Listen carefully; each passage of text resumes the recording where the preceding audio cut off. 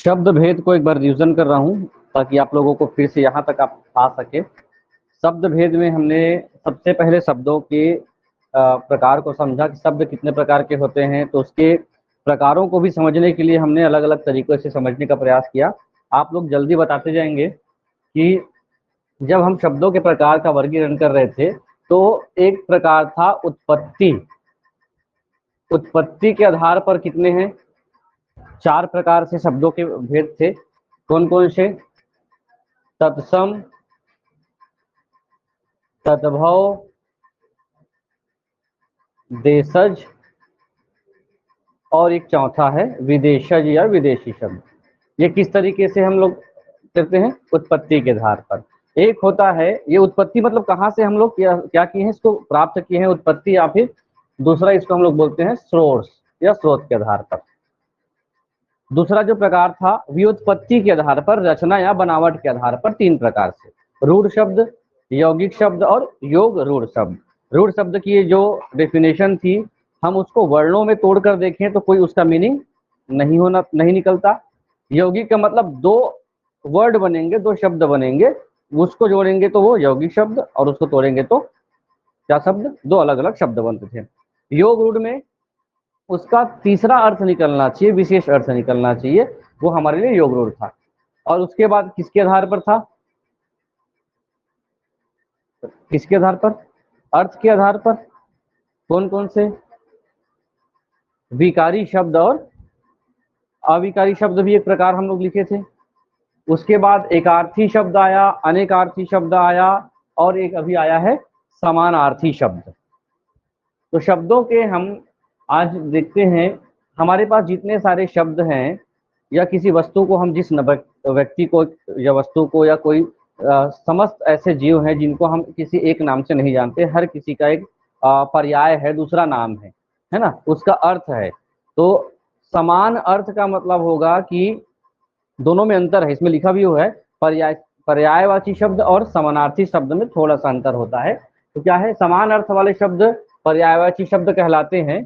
सभी पर्यायवाची शब्दों के अर्थ पूरी तरीके से समान नहीं होते। कहने का तात्पर्य है कि मिलते जुलते आपको लगेंगे, लेकिन सभी शब्द के अर्थ जो मिल रहे हैं सेम नहीं होंगे। पर्यायवाची शब्द अलग होता है और समान अर्थ का मतलब अलग होता है। इसलिए हर स्थिति में एक शब्द के स्थान पर उसके पर्यायवाची शब्द का प्रयोग हम नहीं कर सकते। समझ में आ रहा है? जैसे देखिए नीचे लिखा हुआ है, अगर आपको कहा जाता है एक शब्द है चीर। चीर एक ऐसा शब्द है, इसका पर्याय कपड़ा का पर्याय है चीर। ठीक है, जैसे चीर हरण का आप लोगों ने कॉन्सेप्ट सुना होगा। चीर हरण किसको कहा जाता था? कि द्रौपदी का क्या हुआ था? चीर हरण। अर्थात उस समय चीर का अर्थ क्या था? किस अर्थ में था? वस्त्र या पर्याय वस्त्र था। और वहां पर आप कपड़ा शब्द उपयोग नहीं कर सकते। इसका समझिए, अर्थ तो होता है, तो कपड़ा की जगह हमने क्या उपयोग किया था उस समय उस शब्द के रूप में? चीर या वस्त्र। तो कपड़ा हरण हमने ना बोल करके चीर हरण उपयोग किया। तो ऐसे ही आप लोगों ने एक शब्द सुना होगा, फिर से हम इस पर चर्चा कर चुके हैं, समोच्चारित शब्द होते हैं, है ना। दोनों में अंतर है। चीर और इस चीर में हम लोगों ने क्या देखा? अंतर देखा है। इसका मतलब क्या होता है अभी? वस्त्र या कपड़ा। और इस चीर का अर्थ क्या होता है? इस चीर का अर्थ आप बताओ, उधर पता है? हाँ, एंशियंट जो होता है, प्राचीन जो होता है, उसको चीर कहा जाता है, प्राचीन या पुराना। ठीक, तो ये आपको समानार्थी शब्द के कॉन्सेप्ट हैं। अब देखिए, आपके पास बहुत सारे ऐसे शब्द मिलेंगे जो पर्यायवाची शब्द के रूप में उपयोग होते हैं। मैं आपको लिखवाता भी हूँ, और आप क्या करेंगे, इसको देखते भी जाइए किस किस रूप में ये पर्यायवाची। आप लोगों ने सांप का पर्यायवाची सुना है?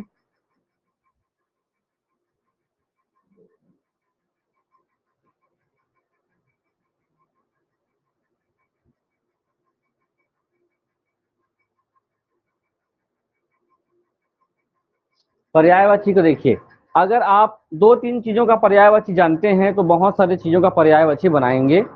उस पर आपको ध्यान देना है। पहला जो लिखा हुआ है सांप। सांप क्या हो गया? सांप को क्या क्या कहा जाता है, सांप का पर्याय क्या क्या होता है? पहला क्या है? अहि। अहि सुने, अहिराज सुने होंगे, सांपों के राजा अहिराज सुने हैं? तो अहि का मतलब भी होता है सांप, सर्प का मतलब भी होता है सांप, मतलब का अर्थात पर्याय। नाग मतलब सांप, उरग मतलब सांप, फणी मतलब सांप। जब आप सांप का पर्यायवाची समझ जाते हैं, पर्यायवाची को याद करने का तरीका है, सांप के कितने पर्यायवाची हो गए? 5-6 पर्यायवाची हो गए। और जब सांप का पर्यायवाची आप पढ़ते हैं तो शिव और मयूर का या मोर का पर्यायवाची भी आप सीखते हैं। सांप को धारण करने वाला क्या कहलाया? सर्प को धारण, गले में धारण करने वाला क्या कहलाया? शिव। तो शिव के पर्यायवाची में देखिए, शिव को अगर पर्यायवाची देखना है तो सर्प को धारण करने वाला सर्पधर, अहि को धारण करने वाला अहिधर, नाग को धारण करने वाला नागधर। ये सर्प के परिप्रेक्ष्य में शिव के पर्याय हैं। शिव के बहुत सारे पर्याय हैं, जैसे चंद्रमा को धारण करने वाला भी कहा जाता है, गंगा को धारण करने वाला भी कहा जाता है ना। और चंद्रमा के पर्यायवाची को जानेंगे और गंगा के पर्यायवाची को जानेंगे तब भी शिव के पर्यायवाची बनते हैं। अब बताइए चंद्रमा को क्या कहा जाता है? शशि कहा जाता है, ठीक है, चंद्रमा को बोला जाता है शशि। और शशि को धारण करने वाला शशिधर। तो शंकर का पर्यायवाची, शिव का पर्यायवाची क्या हो गया? शशिधर। ठीक, चंद्रमा को जो भी चीजें कहा जाता होगा उसको शिव जी धारण करते हैं, तो शिव के पर्याय में चंद्रमा के परिप्रेक्ष्य में उसका पर्यायवाची बनता है। ये भी एक प्रकार का ट्रिकी है, समझने का एक तरीका है कि हम एक के माध्यम से बहुत सारे चीजों का पर्याय निकाल सकते हैं। भक्षी का मतलब होता है भक्षण करना या खाना। सर्प को भक्षण करने वाला क्या कहलाता है? मोर। तो सर्प के हिसाब से सर्प भक्षी, अहि भक्षी, नाग भक्षी। ठीक, तो ये किस मामले में? भक्षण के मामले में। सांप के परिप्रेक्ष्य में दो पर्यायवाची शब्द भी हमको जानने होंगे। और इतना ही नहीं है इन लोगों का ना, बहुत सारे पर्यायवाची शब्द आपको मिलेंगे। धरती को क्या कहा जाता है? धरती को कहा जाता है भू। धरती को क्या कहा जाता है? भू। और क्या कहा जाता है? ये होते नागधर किसको कहते हैं मालूम है? नागधर।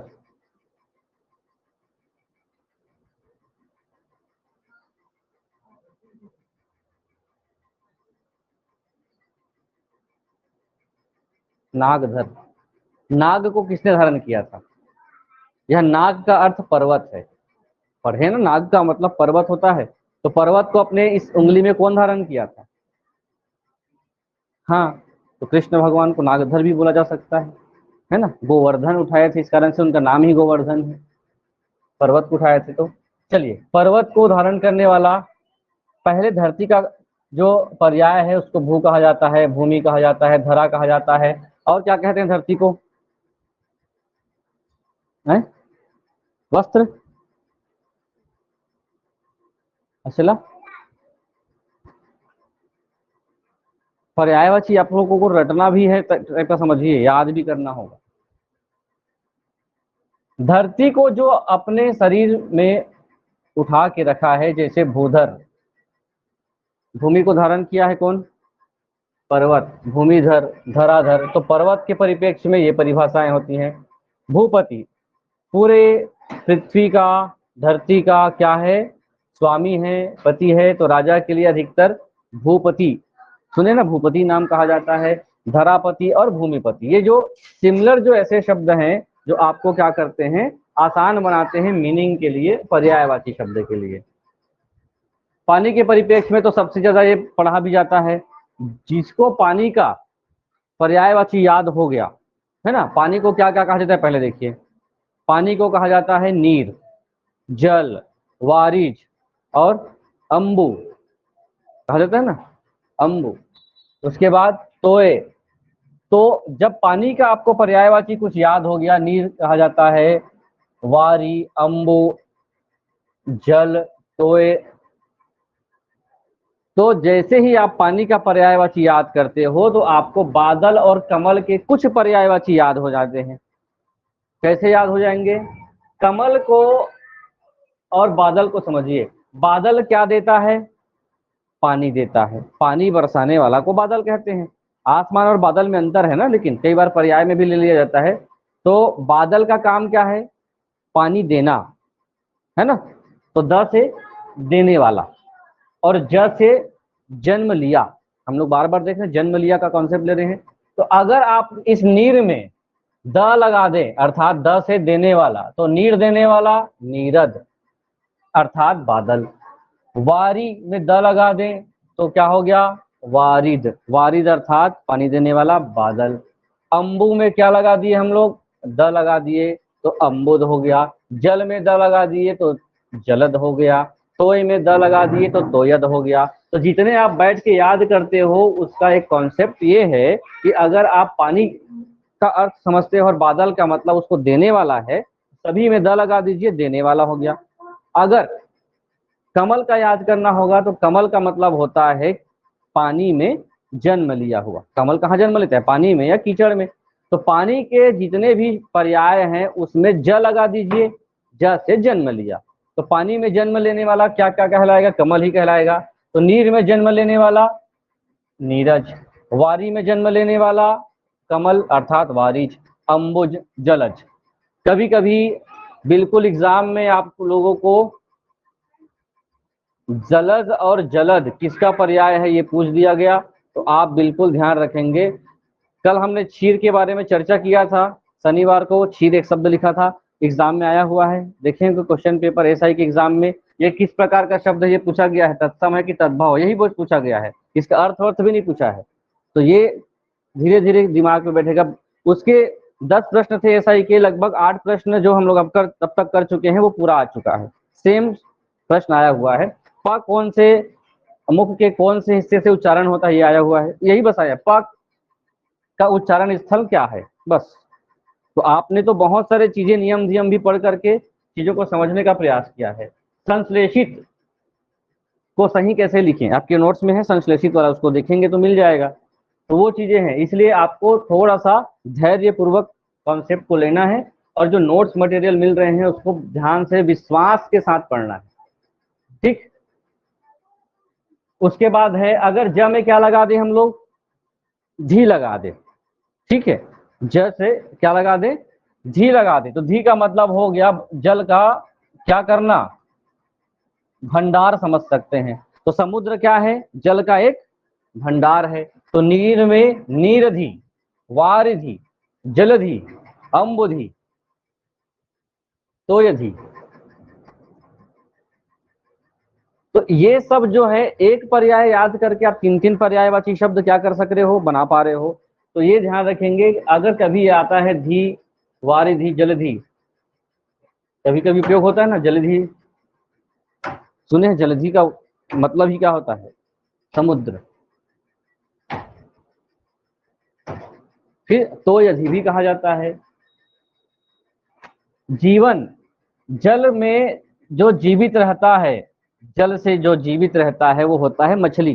तो नीर में जीवित रहने वाला निर्जीवन, जल में जीवित रहने वाला जल जीवन, या फिर हम लोग क्या लिख सकते हैं वारी जीवन। तो जितने भी चीजें जीवन जीवन शब्द आएंगे जल के साथ वो किस परिप्रेक्ष्य से होगा मछली के परिप्रेक्ष्य से उसका पर्यायवाची शब्द आएगा, ठीक। ये भी है।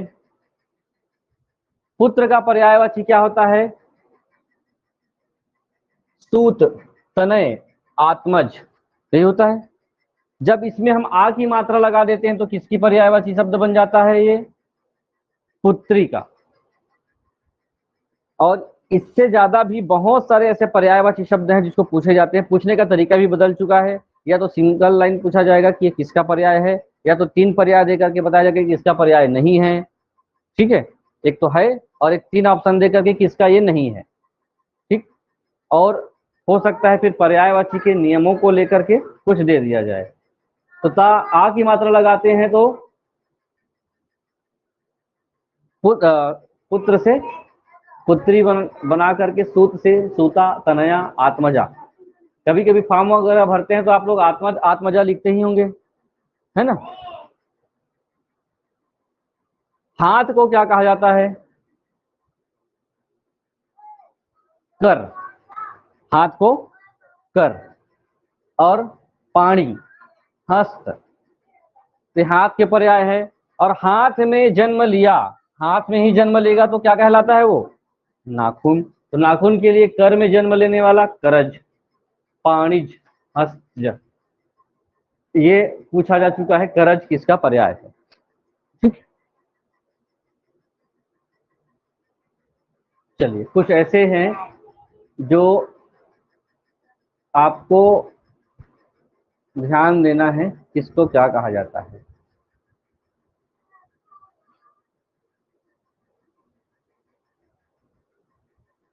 ये जो आपको दिख रहा है, इसके पर्यायवाची को आपको पढ़कर जाना। ये किसी का पर्याय उत्तर नहीं है ये, ठीक है। इतने सारे जो आपको कंटेंट दिख रहे हैं, इसको आपको पढ़कर ही जाना है। आप लोग ऐसा मत पढ़िए आग का पर्यायवाची गाय, धरती, ऐसा पढ़ना शुरू कर दिए थे आप लोग। नहीं नहीं, मैं ये बताने का प्रयास कर रहा हूं कि ये जो दिख रहे हैं, जितने भी वर्ड दिख रहे हैं, शब्द दिख रहे हैं, इसके पर्यायवाची को कभी स्किप करके नहीं जाओगे, छोड़कर नहीं जाओगे, है ना। इसके अर्थ को भी जानना है, इसके पर्याय को भी जानना है। तो बताइए आग को क्या क्या कहते हैं। 10-10 पर्यायवाची याद कर सकते हैं कि एक एक का? नहीं हो पाएगा।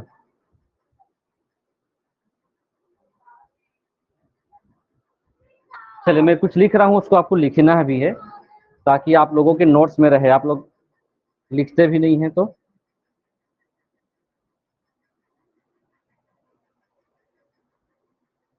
जितना हो सके आप बताएंगे। हवा,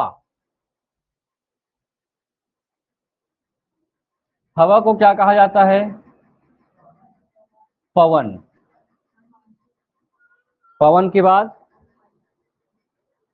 वायु, वायु, समीर,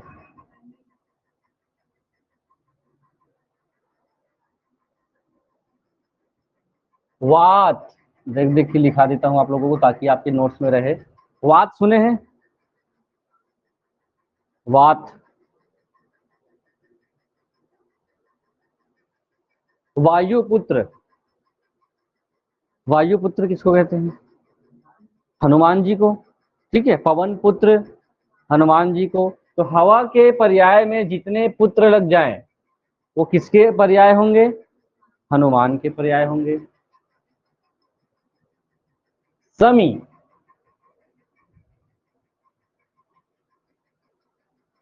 प्रकंपन,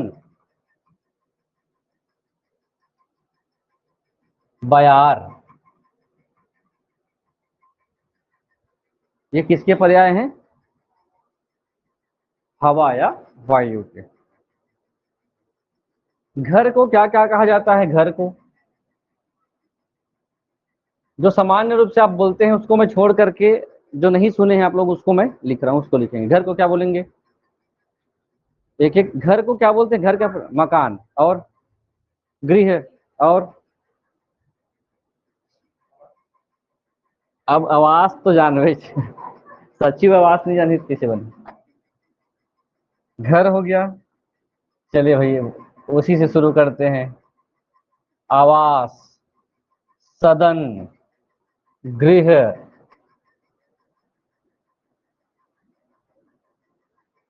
निवास, विद्याधन, आलय। क्या होता था? विद्यालय।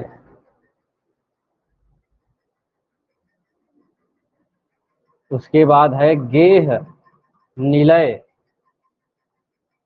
और मंदिर भी कहा जाता है घर को। घर एक क्या है? मंदिर है।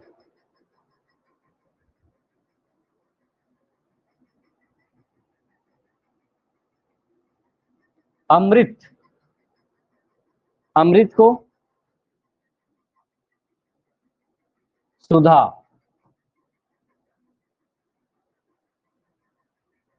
अमीय, सबके कॉपी में होना चाहिए, कुछ चीजें लिखवा देता हूं। सोम,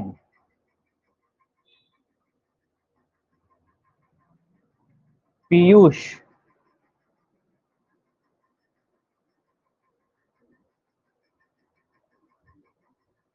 जीवनोदक,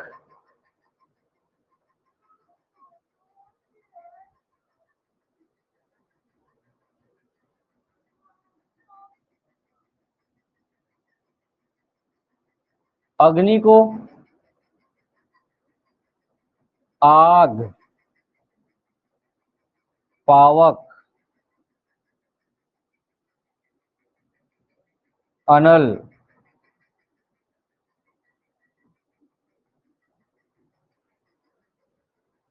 वही। घोड़ा का बताते जाएंगे, घोड़ा 5 बताएंगे, 5। हाँ। अश्व, ये 5 हो गया। सभी 5 लोग अश्व अश्व बोले हो।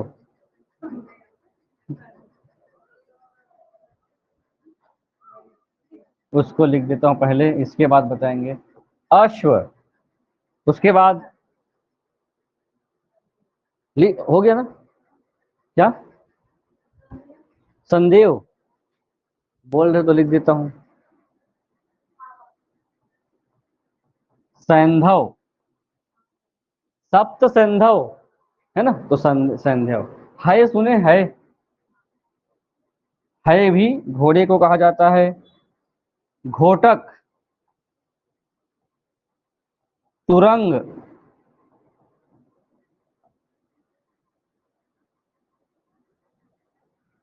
वाजी। घोड़ा बहुत इंपॉर्टेंट पर्यायवाची शब्द में जुड़ता है, तो ये आपको ध्यान होना ही चाहिए।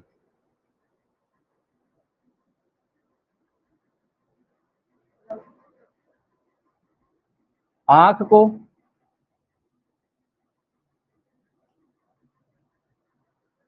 आंख का बताइए।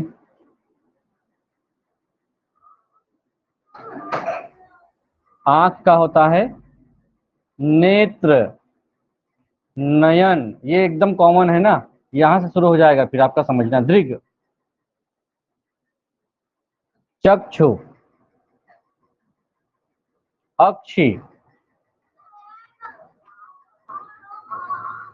चक्षु, अक्षि, अंबक, विलोचन,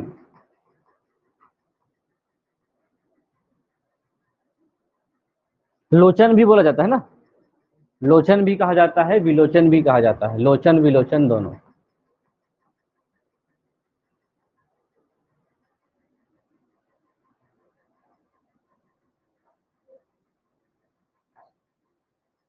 नदी,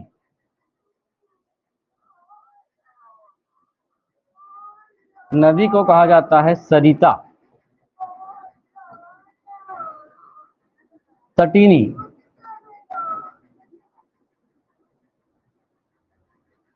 तरंगिणी,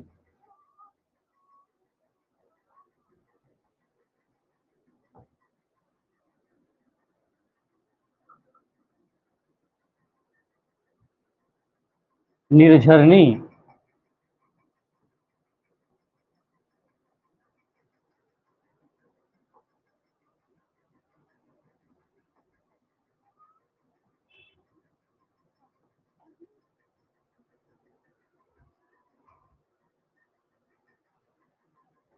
कुलंकषा, ये कहा जाता है।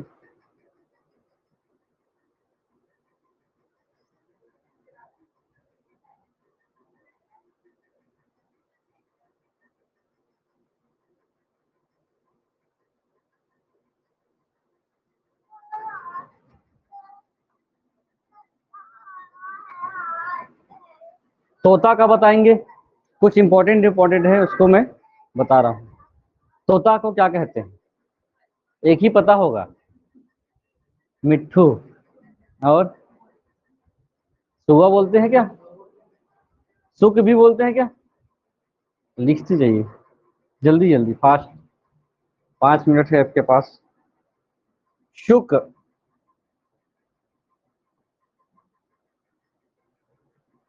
सुग्गा,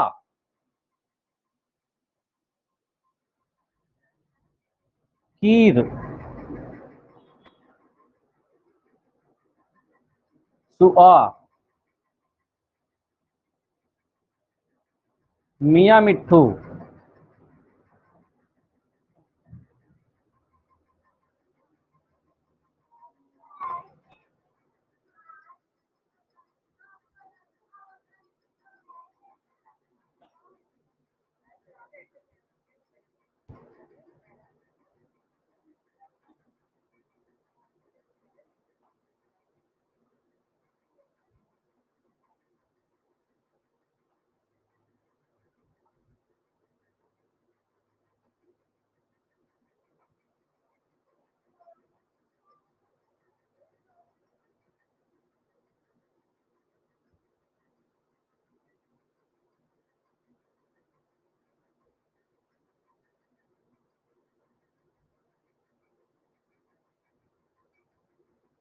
हो गया।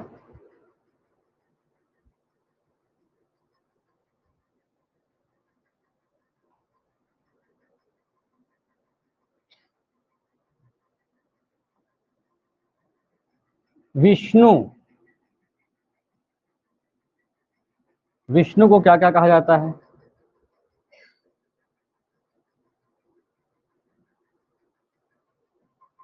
बोलो भाई, देखना। भगवान के कितने नाम हैं? भगवान के कई नाम हैं, लेकिन कुछ नाम तो बता दीजिए, सब उठ के जा रहे हो। हाँ, हरि, नारायण।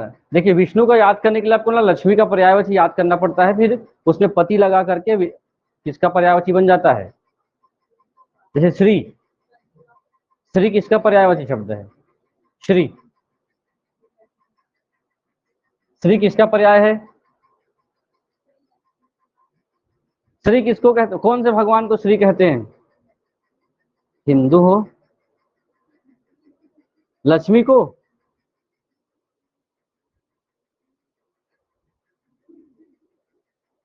एक घबरा जाती है, मेरे से पूछते हैं बार बार किसको कहते हैं, बताइए। हाँ, चलिए विष्णु का लिखिए, फिर लक्ष्मी का बताइए।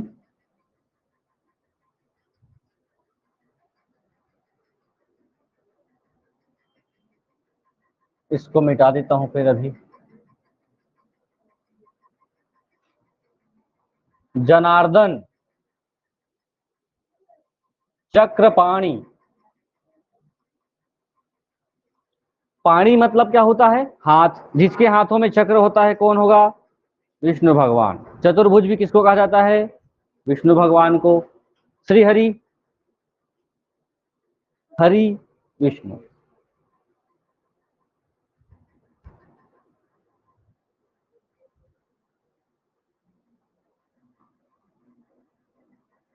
पद्मनाथ,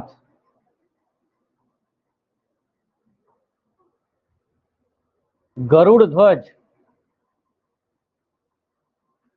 जितने भी भगवानों के नाम हैं उनमें, या देवताओं के नाम हैं उनमें, कॉमन चीज ये रहता है कि उनका जो व्यक्तित्व होता है उसके हिसाब से उसका नामकरण, उसके लीलाओं के हिसाब से उसका नामकरण सब रखा गया है। तो आप जितना ज्यादा इससे जुड़े होंगे उतने ज्यादा आपको। पद्म मतलब, पद्मनाथ मतलब क्या होगा? पद्मा कहा जाता है लक्ष्मी को, तो लक्ष्मी पति। वैसे ही पद्म नाथ। गरुड़ में सवारी करते हैं इस कारण से गरुड़ ध्वज। चतुर्भुज, कितनी भुजाएं हैं? चार भुजाएं हैं। पीतांबर कि नीलांबर?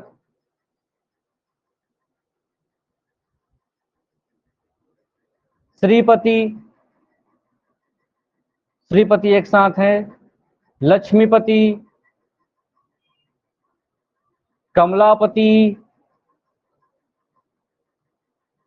अब जितने में पति पति लगा हुआ है, इसका यही मतलब होगा कि ये जो सामने जो शब्द लगा होगा वो लक्ष्मी के पर्याय होंगे। ठीक है।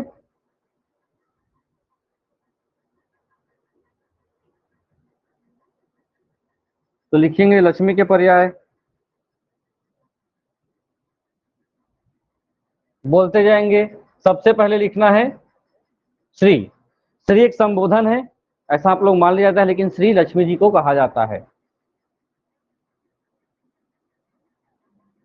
ऐसा माना गया है। कमला, पद्मा,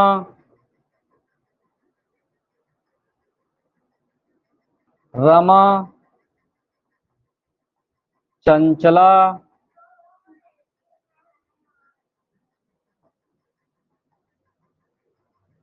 हरिप्रिया।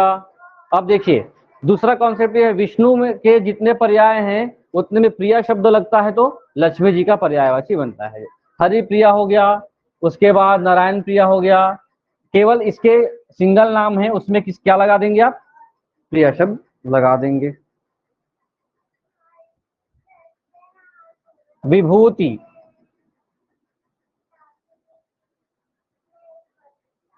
धनदा।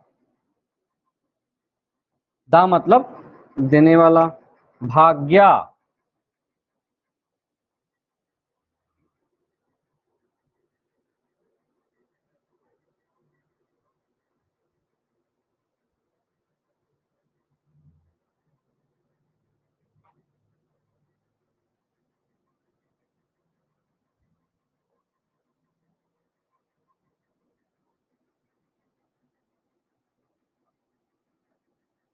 शंकर भगवान के पर्यायवाची बताएंगे जल्दी से। शिव, उसके बाद महादेव, जो आप लोगों को पता है जल्दी जल्दी उसको तो छोड़ सकते हैं। त्रिलोचन सुने हैं? त्रिलोचन किसका है? अभी बताया ना, शशिधर।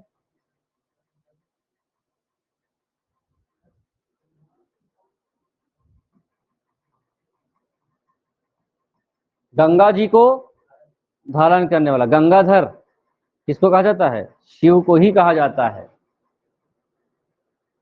रुद्र,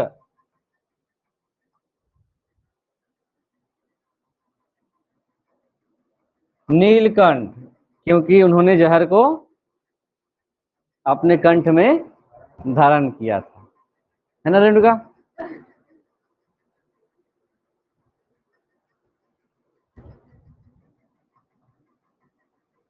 चंद्रशेखर, कॉमन चीज को ना लिख करके जो काम का है उसको लिख रहा हूं मैं। गिरिजापति, और गिरिजा किसका नाम था? पार्वती जी का, तो गिरिजापति होगा।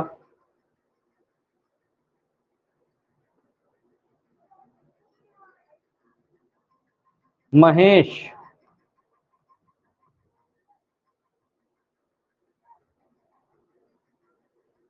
पशुपति, पशुपति, फटाफट लिखते जाएंगे।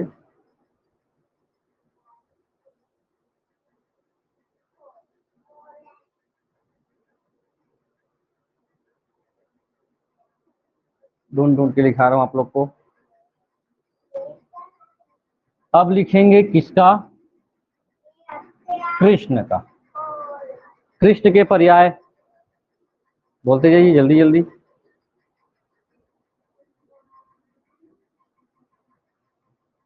श्याम क्यों कहा जाता था? क्योंकि वो सांवले थे। वासुदेव, वासुदेव क्यों कहते हैं? अरे छोड़ो, प्रया लिखो यार। वासुकी नाग सुने हैं ना? ये बताइए कृष्ण जी के पिताजी का नाम क्या था? आके बताओ। हैं? वो तो कृष्ण का नाम है।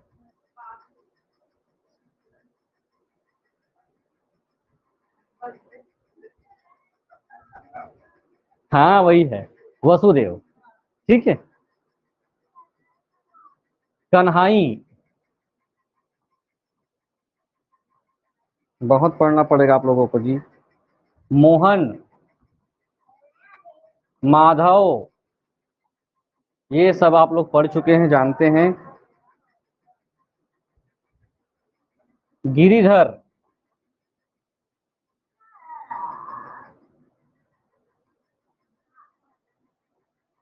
द्वारकाधीश,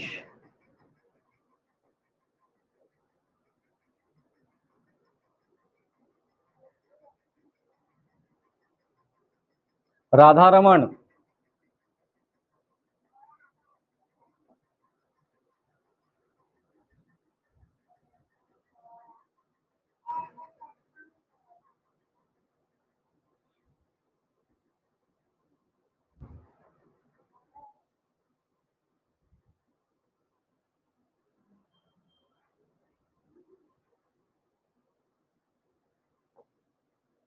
हनुमान,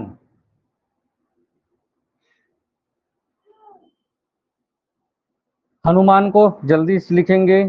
बजरंगबली बोला जाता था, पवन पुत्र, अंजनी पुत्र, मारुति, ये लिख देता हूं जो काम का है। कपीश,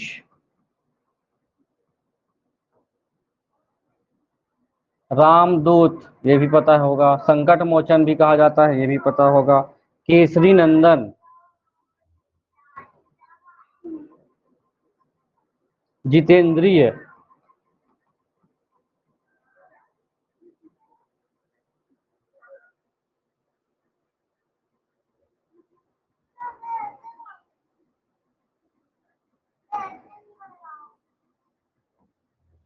सरस्वती।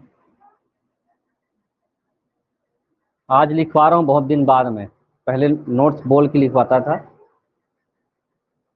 सरस्वती को शारदा, वीणा पाणी।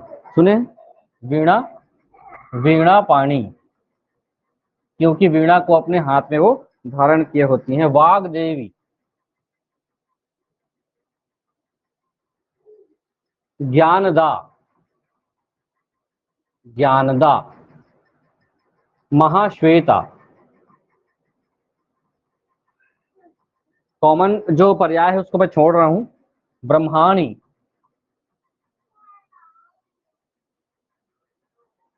विमला। विमला और कमला में कंफ्यूजन होता है ना। कमला किसको? लक्ष्मी जी को। और विमला किसको?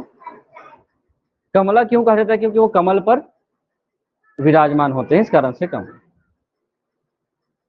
और ये सरस्वती किस पर? ये भी तो कमल पर विराजमान होती है। दुर्गा,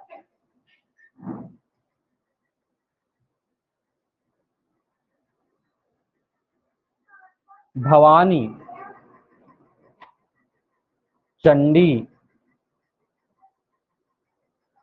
गौरी, अंबिका। शैलपुत्री। नौ रूप वाला जो पहला रूप है सुने होंगे।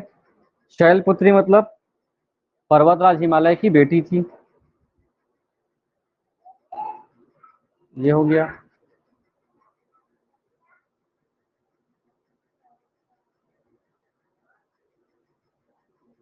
राम जी के नाम पता है? राम के पर्याय? राम। मैं पूरे भगवान का लिखा रहा हूं क्योंकि ये बहुत कॉमन है। कुबेर। हाँ। राम का मर्यादा पुरुषोत्तम, राघव, रघुपति। राघव, रघुपति। राजीव लोचन,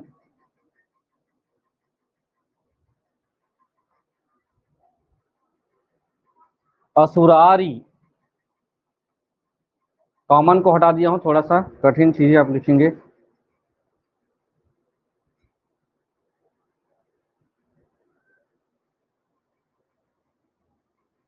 सूर्य का, सूर्य का बताएंगे। सूर्य को क्या क्या कहा जाता है? याद करिए, याद करिए, जल्दी जल्दी, जितने बैठे हैं बताइए। रवि, दिनकर, भास्कर। ये बचपन से पढ़ने वाला है। अभी लिखेंगे सविता,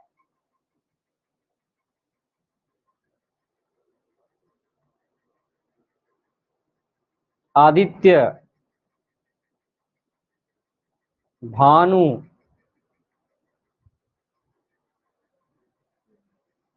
दिनेश, मार्तंड,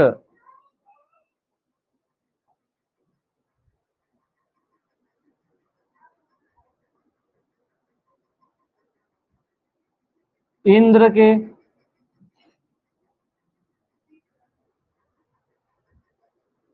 देवराज,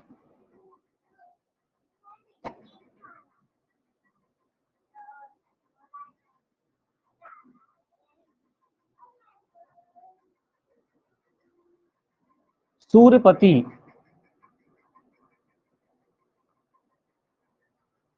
मघवा। इंद्र का भी याद करके जाएंगे, ये रिपीट भी होता है। पुरंदर,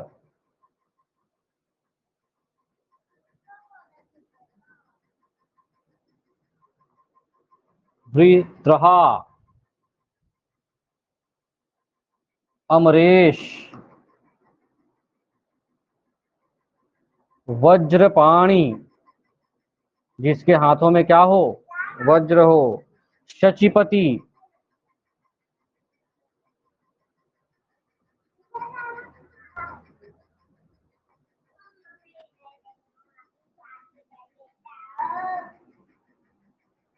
ब्रह्मा, ब्रह्मा को क्या कहा जाता है, प्रजापति, चतुरानन,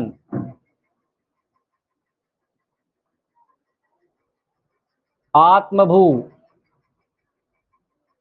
और आत्मभू को हम लोग क्या बोलते हैं, स्वयंभू, जिसका खुद का जन्म हुआ है।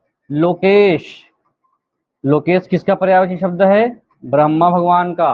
लोगों को पता भी नहीं होगा कि हम लोग ब्रह्मा हैं, हम लोग विष्णु हैं, है ना।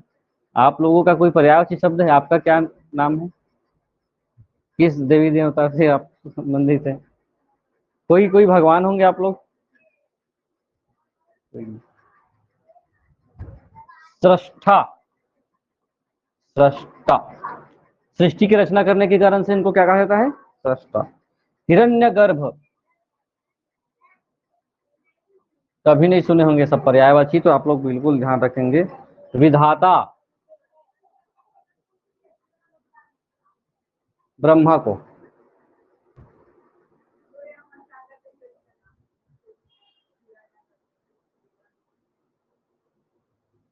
हिरण्यगर्भ इसको कहा जा रहा है, ब्रह्मा जी को।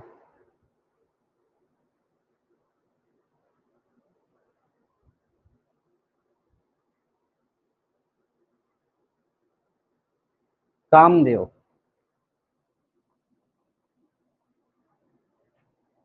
ये दो चार और लिखाऊंगा, फिर आपका ये पर्यायवाची पीडीएफ आप पढ़ते रहेंगे, इतना तो याद करेंगे ही जो आप लोग लिख रहे हैं। पक्षी का भी आता है, बहुत पूछा भी जाता है। सांप का तो लिखे थे क्या, कामदेव को लिखेंगे मदन, मनोज, रतिपति,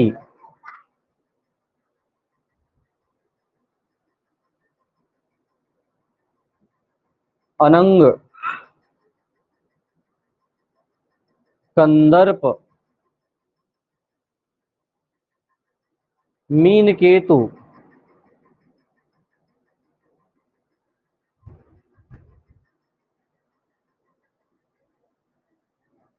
फिर कुबेर का लिख लेंगे,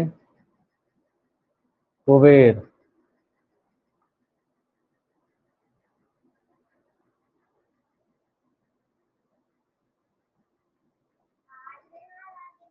धनद, यक्षराज,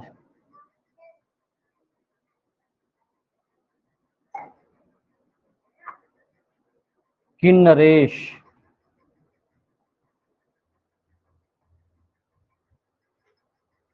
श्रीद, नरवाहन,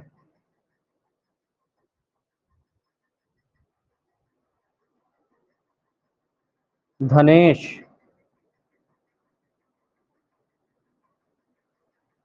अलकाधिपति।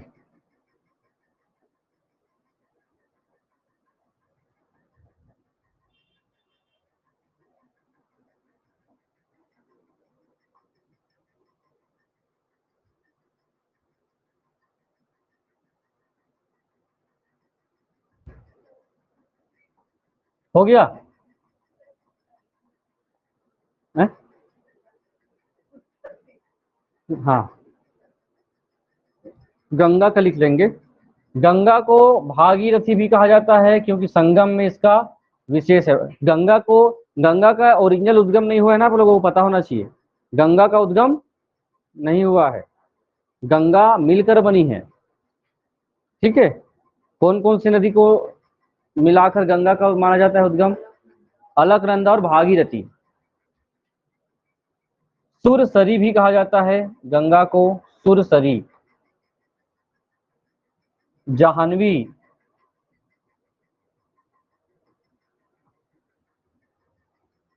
सुरधुनी,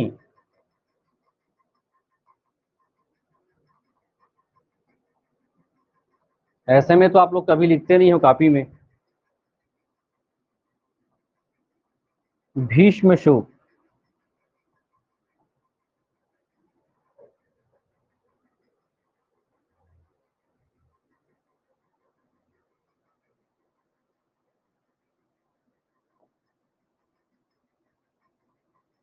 डॉग या कुत्ता का पर्यायवाची होता है श्वान, शुनक,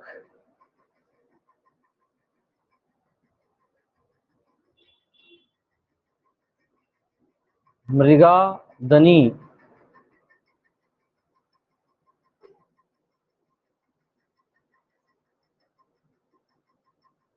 सारमेय।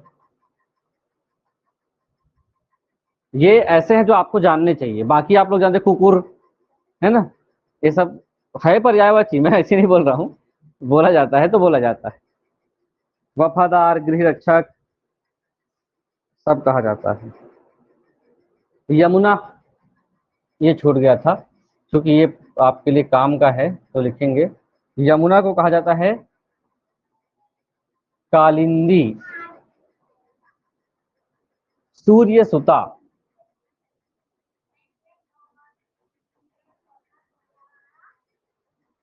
भानुजा। पता है सबका अर्थ पूरे वैदिक में पूरा, सूर्य की बेटी है, भानु की पुत्री, है ना, इसको माना गया है। यमुना को कालिंदी, रंग कैसा है उसका, काला है।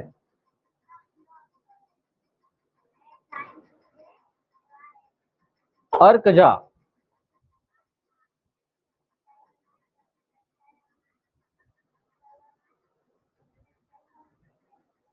यमुनानुजा, यमानुजा, यम की अनुज, अनुजा, इसको तोड़ेंगे तो कैसे, यम की अनुजा, अर्थात यम जो है यमराज, उसकी क्या है, बहन है यमुना। ठीक, रक्षाबंधन का जो कॉन्सेप्ट है सुने हैं, इसी से भी है, जो ये बांधा जाता है, इसके लिए जो मंत्र पढ़ा जाता है मौली धागा वाला, वो भी है। कहानी तो सुने नहीं होंगे आप लोग, मैं कहानी सुनाऊंगा नहीं अभी। हाँ, भाई दूज का, रक्षाबंधन बोल रहा था, भाई दूज यमुना और किसका, यमराज का। चलिए अब बात करते हैं विलोम शब्द, जल्दी से विलोम शब्द की बात कर लेते हैं। एक पेज हो गया ना लगभग, पर्याप्त है, इतना तो पढ़ के ही जाना है। बाकी मैं आप लोगों को 13-14 पेज का भेजूंगा, उसको याद ही करना है। बहुत सारे कॉन्सेप्ट हैं पर्यायवाची के, और ये तय है कि आपको पर्यायवाची शब्द छोड़ना नहीं है ना। कुछ ऐसे टॉपिक बताऊंगा जिसको आपको पढ़ के ही जाना है, बाकी चीज को रिवीजन नहीं भी करेंगे तो कॉन्सेप्चुअल बना सकते हैं, इसको तो याद करने वाला है। विलोम शब्द क्या होते हैं, ऐसे शब्द होते हैं जो विलोम अर्थ या दूसरा अर्थ प्रकट करते हैं, जस्ट उसके विरोधी शब्द प्रकट करते हैं। जैसे दिन का क्या होता है, उल्टा रात, ऐसे पढ़ा जाता है ना, सुख का उल्टा दुख। ठीक, बहुत सारे ऐसे रूल्स होते हैं जो आप लोगों को बनाने पड़ते हैं। खैर वो जो रूल्स हैं 6वीं-7वीं क्लासों की बात होती है कि आ लगा कर बनाइए, ई लगा कर बनाइए। आपके जो प्रश्न बनेंगे, जो प्रश्न होते हैं उसका विलोम आ और ई लगाकर नहीं बनाए जाते हैं, वो सीधे सीधे अलग ही होते हैं। तो ऐसे आप लोगों को विलोम शब्दों पर थोड़ा सा ध्यान रखना पड़ेगा। यहाँ पे कुछ दिख रहे हैं विलोम शब्द, कल का विलोम, आज, क्रम का विलोम लिखना ही पड़ेगा आप लोगों को, वे कम है, थोड़ा बहुत होगा। क्रम को क्या बोलते हैं, कोई अगर क्रम से है उसका उल्टा क्या हो जाएगा, व्यक्ति क्रम।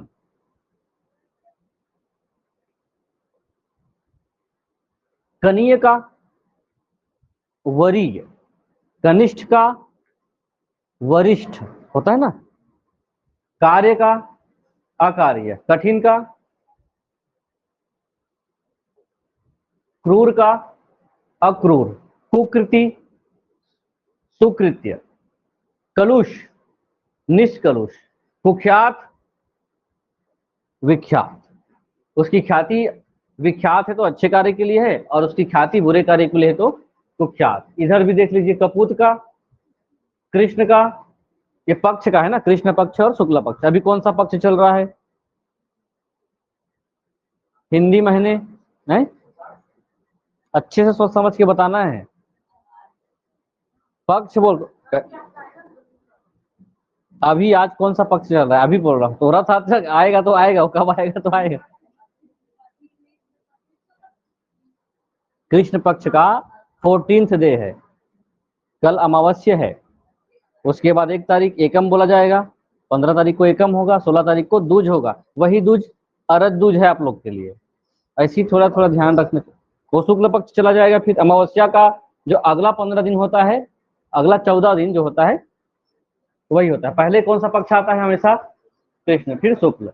कुसुम का, वज्र, कलंक का, निष्कलंक, कदाचार, सदाचार, कर्कश, सुशील, कसूरवार, बेकसूर, कटु, मधु, क्रिया, प्रतिक्रिया, कृतज्ञ, कृतज्ञ। हे भगवान, पूर्णिमा शुक्ल पक्ष को कोई पक्ष नहीं है उसके लिए।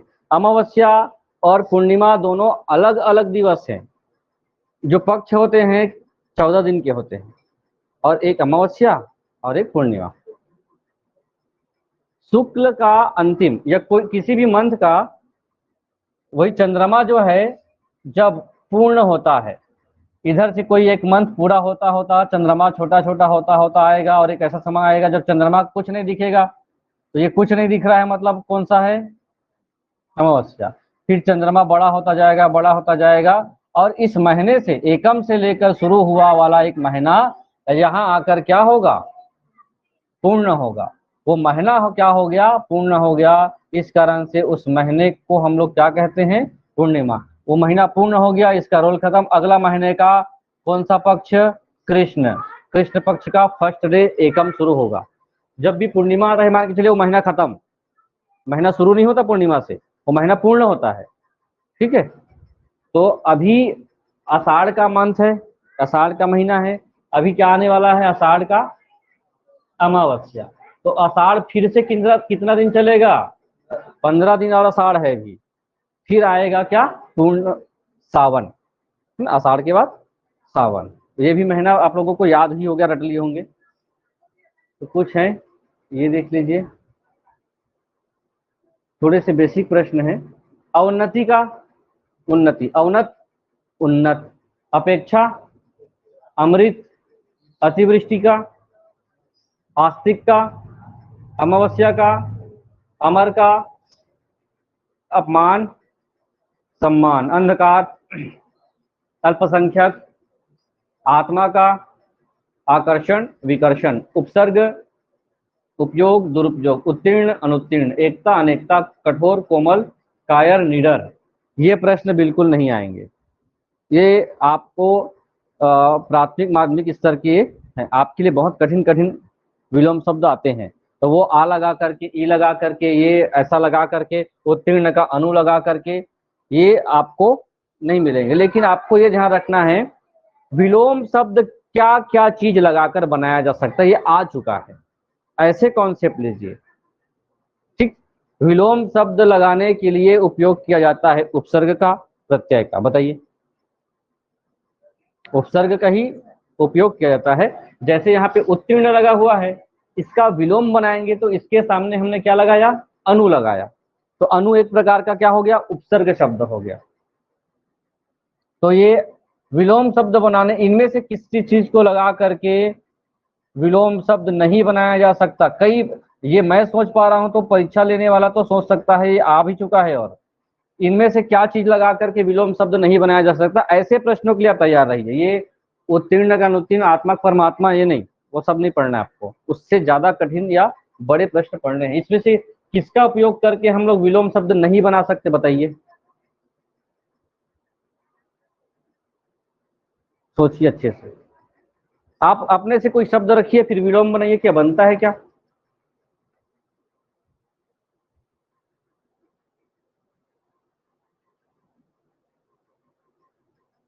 तीनों से बनते हैं। ठीक है, तीनों से विलोम शब्द बनाए जा सकते हैं। तो ऐसे प्रश्न ही आएंगे आपको विलोम शब्द बनाने के लिए, तो ध्यान रखेंगे। इस प्रकार से आपका धन्यवाद हो गया। विलोम शब्द का भी पीडीएफ आपको अलग से फिर से दिया जाएगा, उसको पढ़ना है। समय मिल जाएगा आपको, अगर एक आध घंटे अगर मोबाइल चलाते होंगे, कुछ वीडियोस देखते होंगे, तो उसका आधा घंटा समय निकाल करके लिख लीजिएगा जो पीडीएफ दूंगा उसका, ठीक है। रील्स तो देखे ही होंगे, है ना, तो उसका समय किसमें निकाल लीजिए, एक दिन मत देखिएगा, समय बच जाएगा। तो आगे बढ़ें,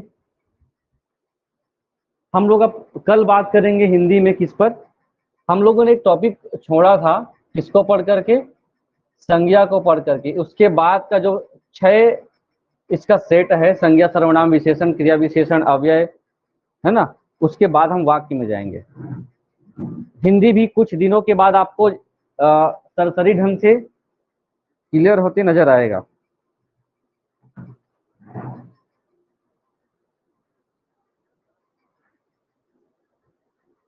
तो अब थोड़ा सा क्या पढ़ेंगे, साइंस क्या पढ़ना है बताइए, हैं? गणित बताता हूँ, मैं विषय साइंस डाला हूँ वैसे, लेकिन साइंस वाले आज कोई नहीं हो।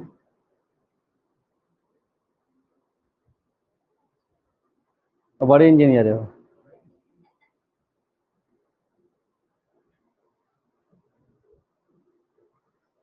आप, तो जाने वाले हो। देखिए साइंस में ना मैं आप लोगों को बढ़ा ही देता हूँ, ये जो बायो वाला भाग है उससे शुरू करता हूँ, है ना। बायो भाग में 2 टॉपिक आपके सब्जेक्ट का नहीं है, उसके बाद पूरा का पूरा इन्वायरमेंट वाला सेक्शन है जो आपके एग्जाम में आएगा। अभी सीजी टेट सी टेट में तो उपयोगी है ही, ज़्यादा समय लगता नहीं है वाला सेक्शन पूरा करने में। अब मुझे पूरा करना ही है इस टॉपिकों को, तो आप बैठे या ना बैठे पढ़ाना ही पड़ेगा, आपके काम का भी ऐसा नहीं है। नहीं आएगा ऐसा अभी कैसे बोल सकते हैं, है ना। क्या आएगा क्या नहीं आएगा ये तो हमको भी नहीं पता, आपको भी नहीं पता है अभी। सिलेबस पता है क्या, तो जो चीजें अभी पढ़ सक रहे हैं पढ़ लेते हैं, जितना पढ़ा जाए, है ना। कोई भी बिंदु, कोई भी टॉपिक, कोई सिलेबस कभी व्यर्थ नहीं जाएगा, इतना ध्यान रखेंगे। किसी न किसी माध्यम से आपको मिल सकता है।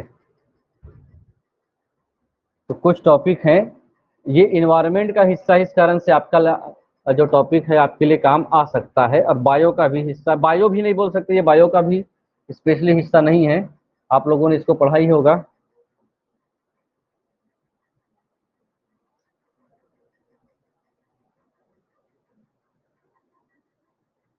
बायो का या विज्ञान का पहला टॉपिक है सजीव और उसका वर्गीकरण। थोड़ा सा समझ लीजिए, आप लोगों को बायो समझ आता है आप लोगों को, एकदम नहीं आता क्या, थोड़ा बहुत, अब पूरा आएगा, आपका सब्जेक्ट ही है ना। बताएंगे कुछ दिन बाद आप ही पढ़ाओगे। हाँ सब्जेक्ट तो इतिहास पढ़ाना है, अकेले नहीं पढ़ा पाऊंगा तो आप लोग पढ़ाएंगे। सजीव के बारे में बात हम लोग करेंगे। इससे पहले आप लोगों को आपके मस्तिष्क में जितने भी कंटेंट जानकारी है उसको, इन्वायरमेंट का भी हिस्सा है ना, इसलिए बिल्कुल ध्यान रखेंगे, पर्यावरण का ही टॉपिक है। तो पहले ये ध्यान दीजिए, अब आप लोग अपने दिमाग पे बहुत सारी चीजें जो चल रही होंगी उसको थोड़ा सा निकालिए और एक कल्पना कीजिए कि हमारे इस पूरे पृथ्वी में सबसे पहले जो कौन सी चीजें रही होंगी, शुरुआत कैसे हुआ होगा, पृथ्वी की रचना कैसे हुई होगी। आज जो हम हैं तो कई करोड़ों सालों के बाद का विकास का आज हिस्सा है हम लोग, उससे पहले हमारा जीवन कैसे रहा होगा, और पहले अर्थात शुरुआत कैसे रही होगी। पृथ्वी की जो उत्पत्ति है उस पर कई सिद्धांत हैं, हम उस सिद्धांत पे नहीं जाते, लेकिन ये समझने का प्रयास करते हैं कि हमारे यहाँ पर देखा गया कि अब तक देखा गया है कि 2 प्रकार के हम लोग चीजें देखते हैं। एक ऐसे चीजें देखते हैं जो जीवित है, जिंदा है, बढ़ रहे हैं, आगे जाते हैं, सांस लेते हैं, खाते हैं, उत्सर्जन पाचन सब चीज कर रहे होते हैं। ऐसे चीजों को हम क्या कहते हैं, जिसके अंदर जीवन है, वो किस श्रेणी में आते हैं? सजीव। कुछ ऐसे चीजें लगातार ऑब्जर्वेशन से सिद्ध हुआ कि कुछ ऐसे चीजें होती हैं जिसको हम लोग कई वर्षों तक देखने के बाद भी ये निर्णय पे पहुंचे कि वो अपने स्थान से हिले तक नहीं, ना बढ़े तक नहीं, ना उनका कोई डेवलपमेंट हुआ। तो वो क्या है? उसके अंदर जीवन नहीं होगा। तो जिसके अंदर जीवन नहीं होगा वो क्या कहलाएगा? निर्जीव। तो अब तक के पूरे इतिहास में, विज्ञान के इतिहास में ये देखा गया कि दुनिया में दो ही प्रकार के थिंग्स, वस्तुएं हैं। एक वस्तु कहलाता है सजीव वस्तु, लिविंग थिंग्स, और एक होता है नॉन लिविंग थिंग्स अर्थात निर्जीव वस्तु। समझ में आ रहा है बात? तो इसके लिए सब्जेक्ट वाले हैं तो नहीं समझ में आएगा ऐसा बिल्कुल मत सोचिएगा। टर्म्स आएंगे वो आप लोगों को हो सकता है नया शब्द हो तो परेशान करें। तो यही बात है कि अब देखिए यहाँ पर मैंने अभी दो चीजें कहा कि ऐसे चीजें सजीव और उसका लक्षण, कि बहुत सारे वैज्ञानिकों ने उसको समझने का प्रयास किया लगातार कि किसके अंदर जीवन होगा, किसके अंदर नहीं होगा। तो उसको दो भागों में बांटकर अध्ययन का विषय बनाया और ऐसे चीजों पर लगातार अध्ययन करते चले गए जिसके अंदर जीवन है। तो जीवन कैसे होगा, क्या क्या चीज उसके अंदर होती। तो सजीव के लिए उसके कुछ लक्षण होते हैं। सजीव अर्थात आप लोगों ने अभी सजीव को किसको किसको सजीव माना है उस पर भी बहस हुई। तो बढ़ कौन रहे हैं? इंसान भी बढ़ रहा है, पेड़ पौधे भी बढ़ रहे हैं, बहुत सारे जीव जंतु आते गए और उनका जीवन भी देखा गया कि वो भी जन्म लेते हैं, बड़े होते हैं और मर जाते हैं। सजीव की खास विशेषता ही ये है कि हर कोई जिसके अंदर जीवन है उसकी मृत्यु निश्चित है। ठीक। तो सजीवों के लिए फिर कहा गया, साइंस के परिभाषा में देखिए सजीव किसको कहेंगे। तो सजीव के लिए एक बात कही गई, एक या कई कोशिकाओं से बने सभी प्राणियों को सजीव कहा जाता है। अब फिर ये विज्ञान का टर्म्स हो गया। तो कहने का मतलब ये हुआ कि लोगों ने ये पता किया कि जितने थिंग्स में, जितने चीजों में जीवन पाया गया, जीव पाया गया, उसके अंदर क्या पाई गई?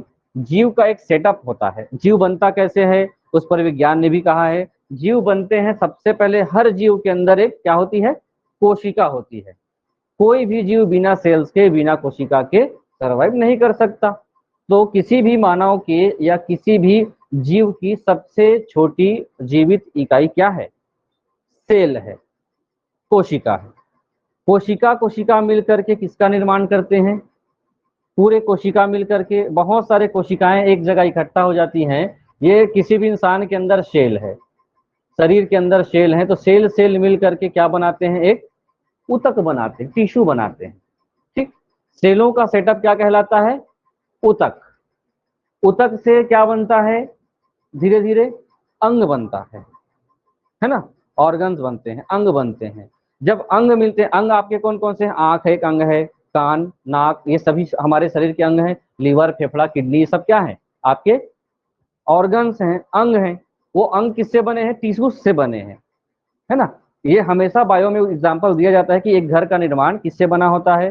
तो घर बनाने के लिए सबसे छोटी यूनिट क्या है? ईंट है। तो ईंटा हमारे लिए किसका कार्य करता है? शरीर के हिसाब से सेल जो है, ऐसा ही हमारा शरीर है, सेल बना हुआ है। दीवार आपका क्या हो गया? ईंटों का सेटअप, टिश्यू हो गया, ऊतक हो गया, है ना? उसके बाद कमरे क्या हो गए? ऑर्गन हो गए। एक बड़ा घर है, कमरे किसकी भूमिका निभा रही है? ऑर्गन। उसके बाद ऑर्गन के बाद होता है अंग तंत्र, है ना? अंग के बाद क्या बनता है? अंग तंत्र, पूरा सिस्टम बनेगा, ऑर्गन सिस्टम। फिर एक क्या बनता है? जीव बनता है।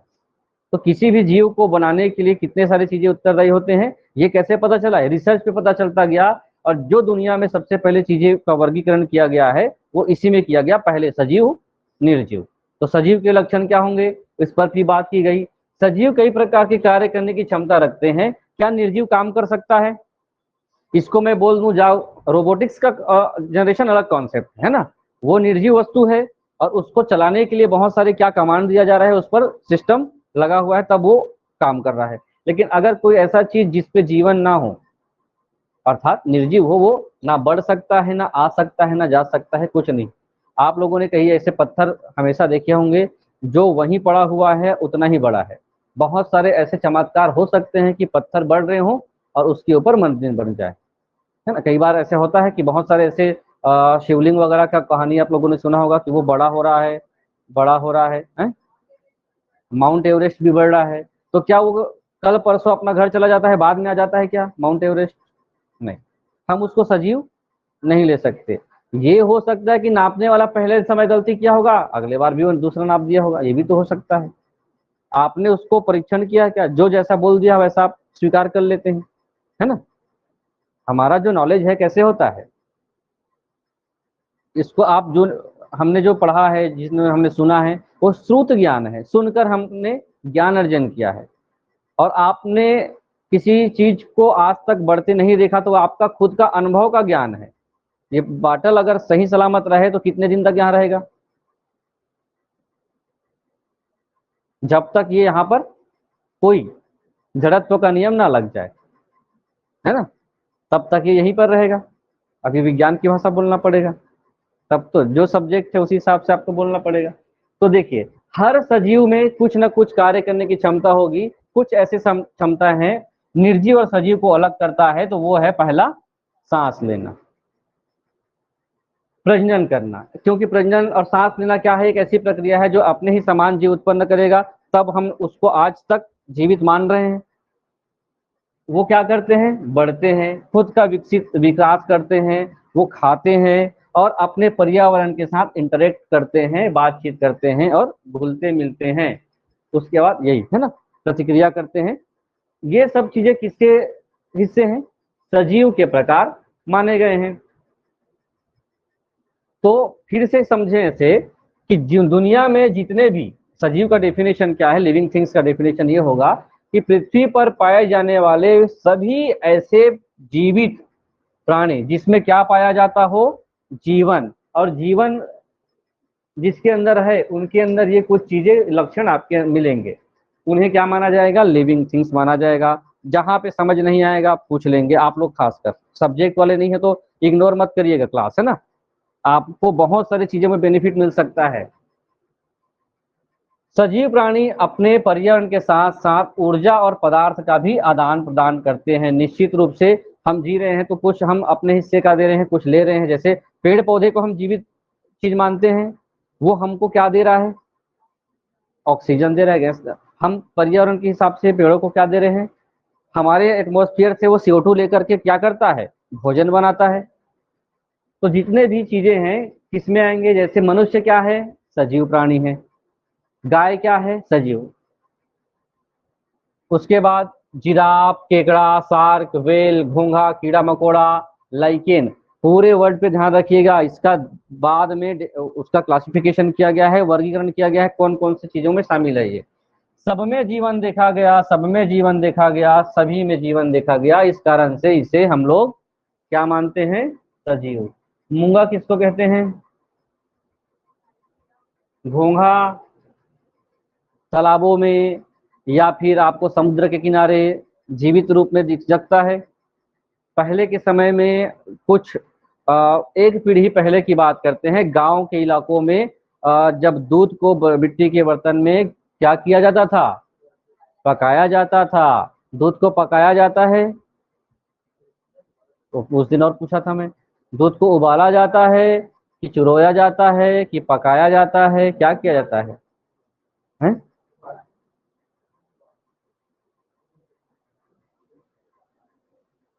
पकाते हैं कि गर्म किया जाता है? तो उस समय पुराने जो लोग थे, दूध के पपड़ी को निकालने के लिए एक पात्र का प्रयोग करते थे। पात्र नहीं बोल सकते, उसको क्या कहा जाता था भाई? सुतई। ऐसे ही अलग अलग क्षेत्र में अलग अलग नाम था। देखे नहीं होंगे आप, तो बिल्कुल नहीं देखे होंगे, इन लोग भी नहीं देखे होंगे। पता है आपको? है? हाँ, वो जीव है, वो मरने के बाद उसके हिस्से को लाया जाता था। ठीक है। शंख लोग बजाते हैं, शंख, शंख बजाते हैं, शंख बजाते हैं। किसका शंख बनता है?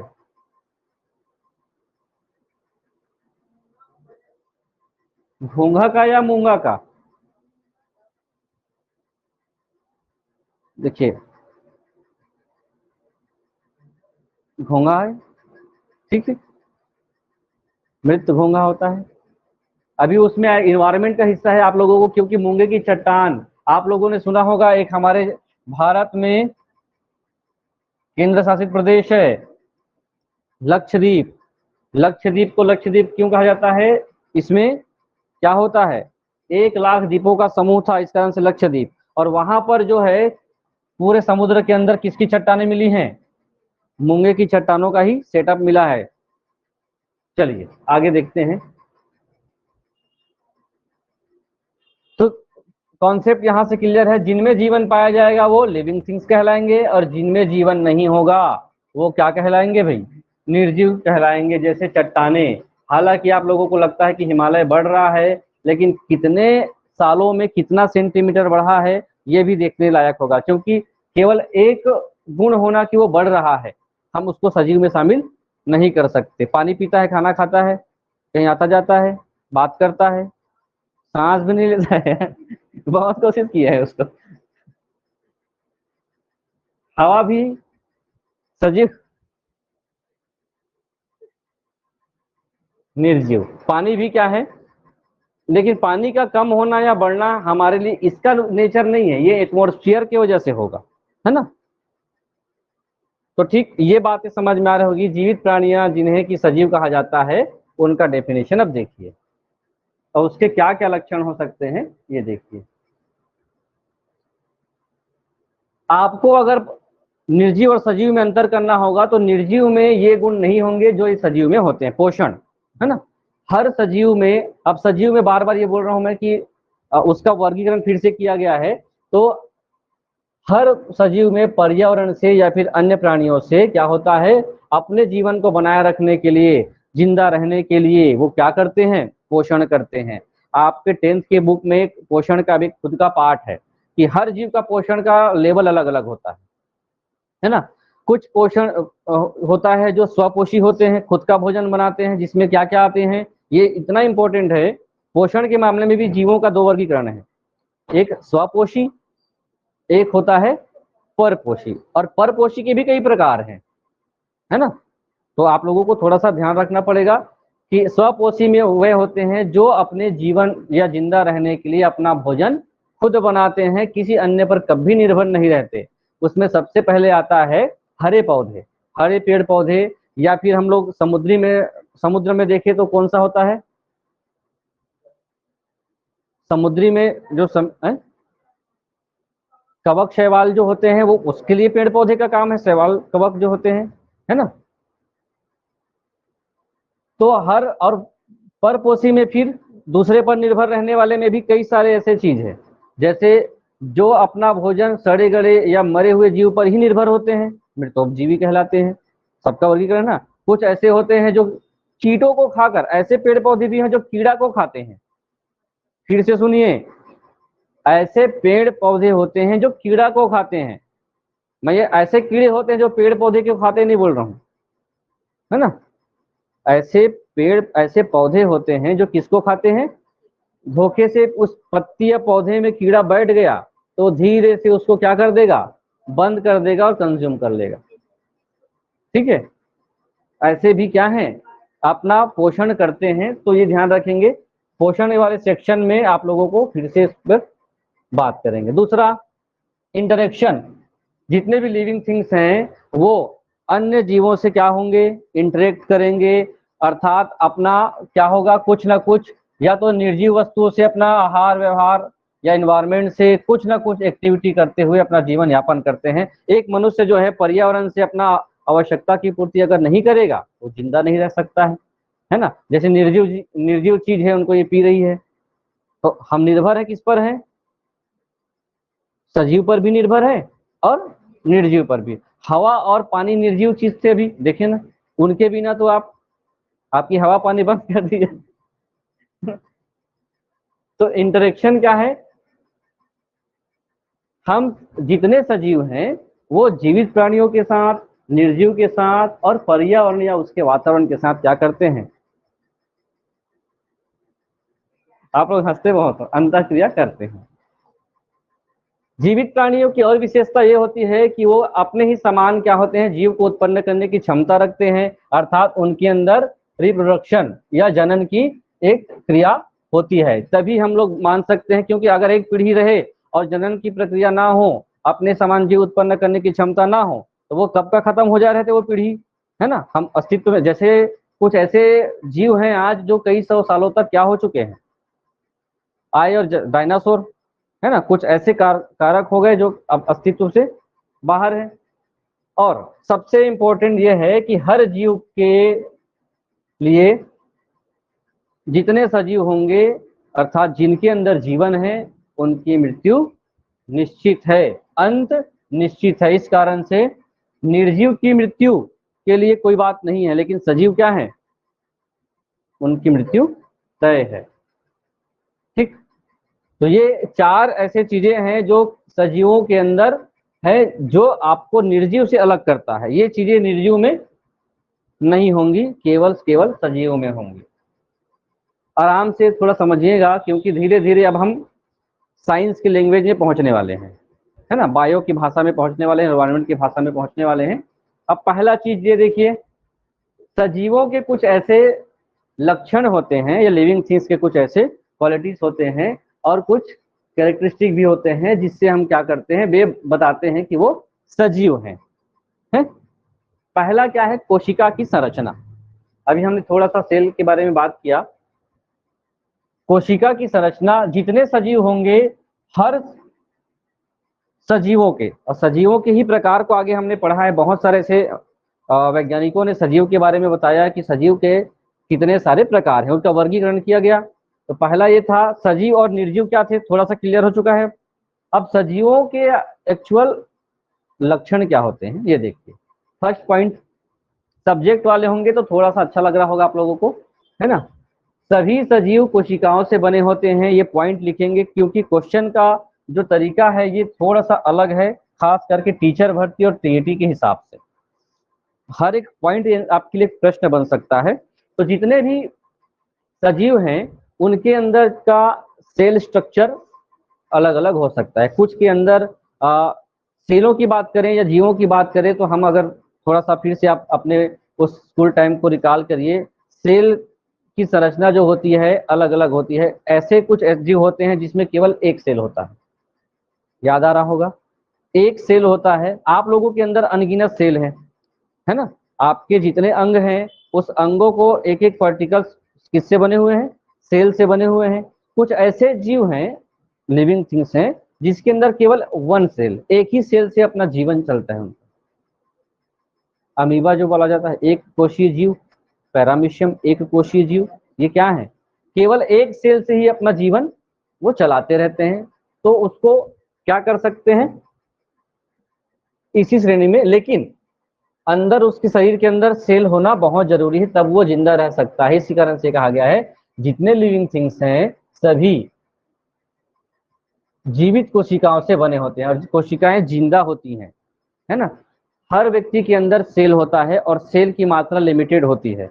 किसी व्यक्ति के अंदर सेल की मात्रा अगर बढ़ गई, आपके शरीर में जितने ऑर्गन हैं, समझेंगे, जितने अंग हैं, ऑर्गन हैं, उतने टिश्यूज हैं, टिश्यू के अंदर उतने ही आपके अंदर सेल होने चाहिए।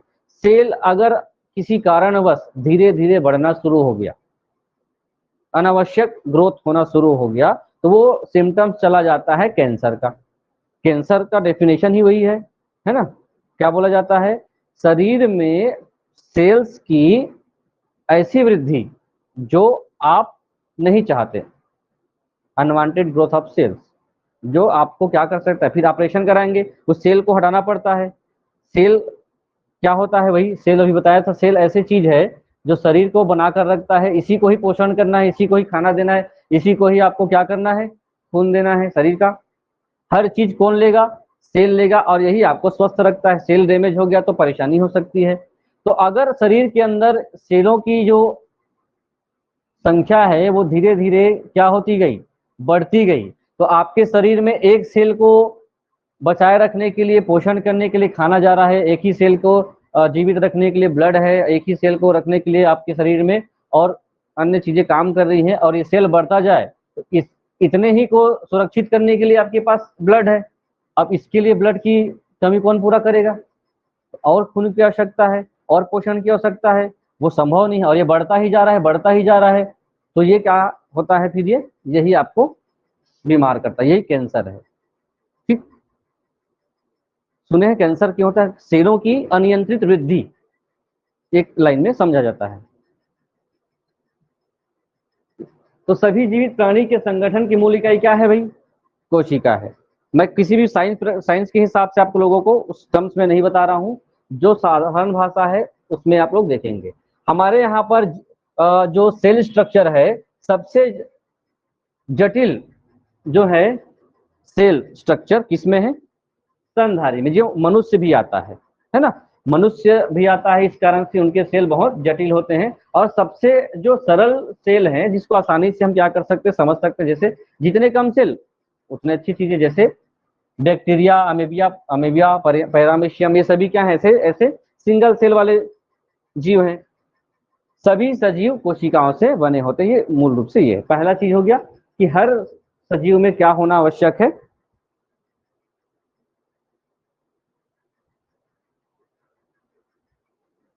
दूसरा, हर जीव क्या करता है?